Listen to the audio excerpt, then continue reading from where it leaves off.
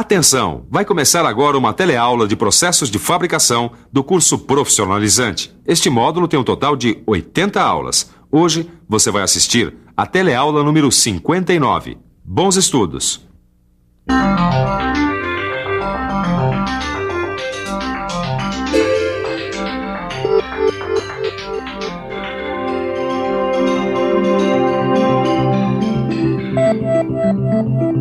Eis aí o resultado de uma boa usinagem. Peças com dimensões exatas e com um acabamento fino. Olhando assim, parece que está tudo em cima. Mas será que o acabamento está perfeito mesmo? Nem tanto. Apesar de todos os cuidados, as peças usinadas apresentam pequenos sulcos e riscos mais ou menos visíveis. Essas imperfeições podem ser resultados de duas coisas: das arestas das ferramentas de corte ou das pontas agudas dos grãos abrasivos. Olha só, mesmo uma peça como essa, que passou por retificação, ou seja, que tem um acabamento feito em máquina, quando vista através de uma lente de aumento, apresenta algumas irregularidades ou rugosidades. Bom, e aí o que fazer? Será que esse problema não tem solução? É claro que tem. É só submeter a peça com superfície irregular a uma dessas operações que nós vamos ver na teleaula de hoje.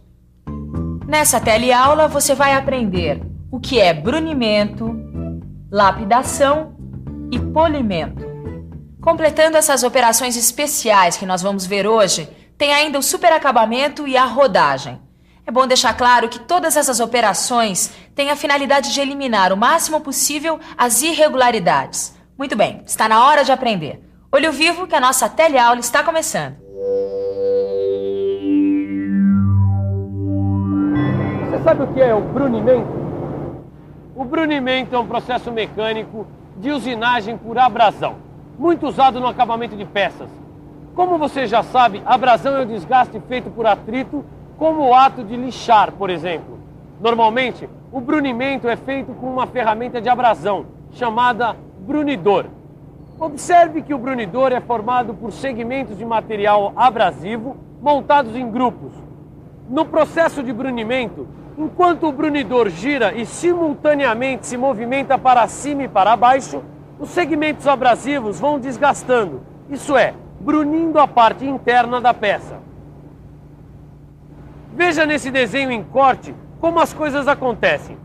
A ferramenta tem um dispositivo que pressiona os segmentos abrasivos contra as paredes internas da peça. O brunidor gira lentamente, enquanto faz o movimento de sobe e desce. A diferença em relação à retificação fica por conta da velocidade de rotação, que no caso do brunimento é menor, e também da pressão entre as superfícies, que no brunimento é maior. Velocidade menor, pressão maior, resultado: uma superfície muito próxima da perfeição, lisinha. É isso que o alojamento do êmbolo deste compressor está precisando. Eu vou mandar fazer um brunimento nele, depois troco os anéis e esse compressor vai ficar novinho em folha. Aliás, esse tipo de brunimento, que dá uma espécie de lixada nas superfícies internas de forma cilíndrica, também é usado em várias peças que a gente conhece. Nos cilindros dos motores, por exemplo, e também no alojamento de êmbolos hidráulicos, e até mesmo em tubos de canhão. Mas não fique pensando que o brunimento é uma operação que se faz somente em superfícies internas, não. Ele também pode ser feito na superfície externa desse eixo, por exemplo. As operações especiais não se restringem ao brunimento. Existem várias outras. Tem uma, aliás, que tem um nome bastante conhecido. Vamos ver? Qual é o nome dessa pedra aqui? Diamante. Diamante. Diamante. Diamante. Diamante. Um diamante é encontrado assim na natureza ou ele passa por algum processo de acabamento? Ele passa por um processo de acabamento. Ele é encontrado bruto, passa por vários processos de acabamento. Qual é o nome desse processo de acabamento? Lapidação. Lapidação. Não, ele está assim quando ele está lapidado. Viu só como esse processo é conhecido? Lapidação.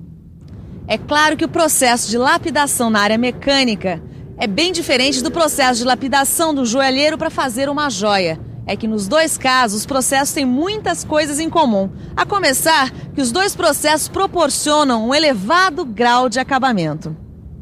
Pode anotar aí, na mecânica, lapidar é dar às superfícies das peças exatidão e elevado grau de acabamento. O processo é o seguinte: a primeira coisa a fazer é colocar um líquido, água ou óleo, sobre uma placa e, na sequência, colocar o pó abrasivo sobre o líquido.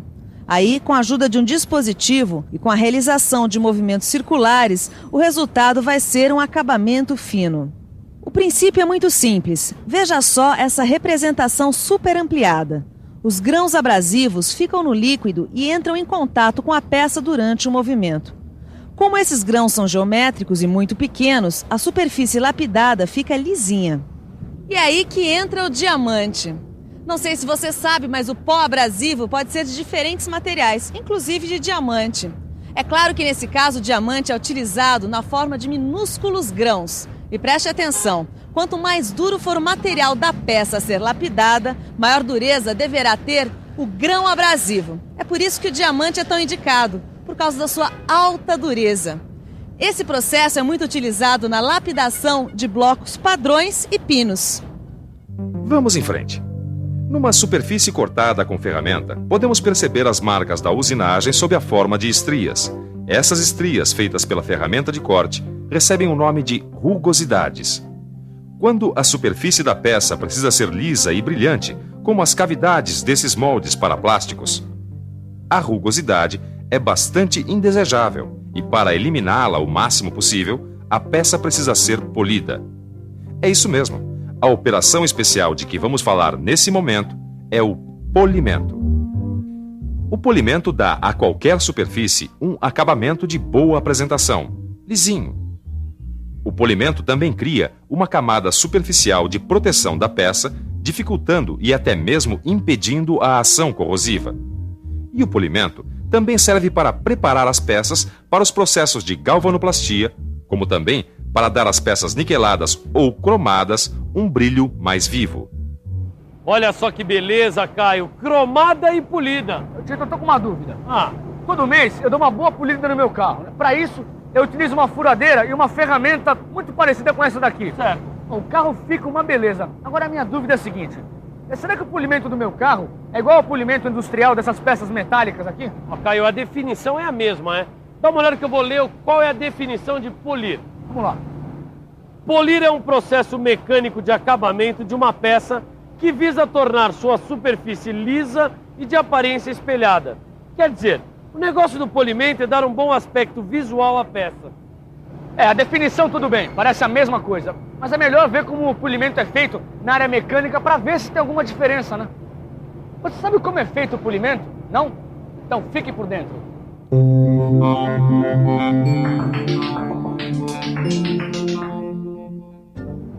Discos de escova e feltros abrasivos. Essas são normalmente as ferramentas usadas no polimento. Discos ou conjuntos de discos revestidos com substâncias abrasivas. A operação de polir, propriamente dita, é muito simples. Basta forçar a peça a ser polida contra o disco abrasivo, com o disco girando em alta velocidade. Esse tipo de polimento é chamado polimento radial. Caio, mas não pode esquecer que tem também o polimento axial. O disco abrasivo gira sobre um eixo e a superfície usada para o polimento é a área de circunferência do disco.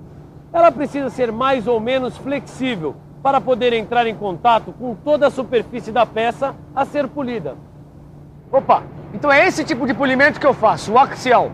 E essa aqui, é a parte que entra em contato com o carro. Na verdade, Caio, o que faz é muito mais do que um enceramento. Porque no caso do polimento, a superfície da peça vai se desgastando até ficar homogênea e lisa. Eu não estava lembrando disso não, Tito. No polimento, a superfície da peça já é desgastada. Agora, já pensou se eu fosse polir mesmo o meu carro? A pintura dele é pro beleléu. Agora, eu gostei de ver, hein? Você guardou mesmo os princípios do polimento. E você, sabe quais são os princípios do polimento? Então fique por dentro. Princípios do polimento. Para fazer o polimento, apoia-se a peça sobre a ferramenta abrasiva que deve girar entre 45 e 50 metros por segundo. Neste contato, a superfície da peça perde material, de acordo, é claro, com a granulação do abrasivo utilizado. O polimento pode ser feito com discos abrasivos ou ainda através de lixas, pó ou bastão abrasivo. O disco abrasivo pode ser feito de madeira, feltro ou tecido, agindo sempre como um rebolo, por meio de suas superfícies planas ou cilíndricas. O abrasivo que recobre essas superfícies é colado ou fixado com adesivos. Você pode até não saber, mas o polimento é muito útil para que a gente tenha à mão produtos de qualidade. Os produtos plásticos, por exemplo, para serem feitos, eles precisam de moldes. E esses moldes precisam ser muito bem polidos para que os produtos fiquem perfeitos. Em muitos casos, pode até ser um polimento manual. O polimento manual é feito com lixas, pó ou bastão abrasivos, todos eles com uma granulação muito fina. Por ser manual, esse polimento exige uma habilidade muito grande do polidor, que além disso, deve ter senso crítico, pois é disso que depende a qualidade do produto. O ferramenteiro que trabalhou nesse molde tem essas duas qualidades, e o trabalho ficou perfeito. Agora, para o trabalho dessa teleaula ficar perfeito e completo, falta ainda darmos uma boa revisada. Vamos nessa? E atenção, se liga aí que é a hora da revisão. Na teleaula de hoje, você aprendeu que, embora utilizando técnica correta, as peças usinadas apresentam riscos e sulcos, e que essas irregularidades devem ser eliminadas com a realização de operações especiais. Operações que você ficou conhecendo como brunimento, lapidação e polimento, que pode também ser feito manualmente. E aí, Caio, você já tá uma fera nesse assunto? É mais ou menos, Chito. Eu acho uma boa a gente dar uma boa estudada e fazer todos os exercícios do livro de estudos. E você faça o mesmo, hein? Pegue o seu livro de estudos. Porque na próxima teleaula, que vai ser a última do livro 3 de processos de fabricação, a gente vai continuar vendo mais alguma coisa sobre operações especiais de acabamento. Até lá. Exatamente. Você estuda aí que nós estudamos aqui. É isso aí.